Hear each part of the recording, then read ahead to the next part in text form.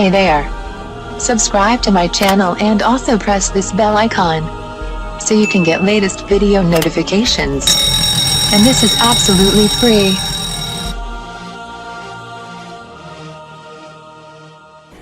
आज मैं आपको बताऊंगी एक हफ्ते में जरकान खत्म करने का तरीका। अज्जा: रेमन खटाई 5 ग्राम, रेमन चीनी 10 ग्राम, कलमंजी 50 ग्राम,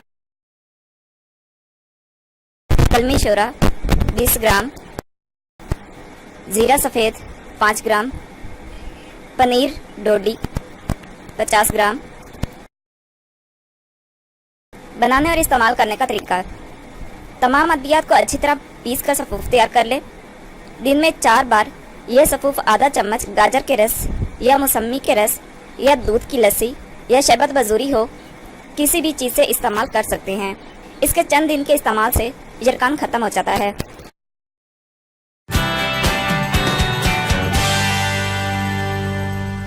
thank you for watching my video.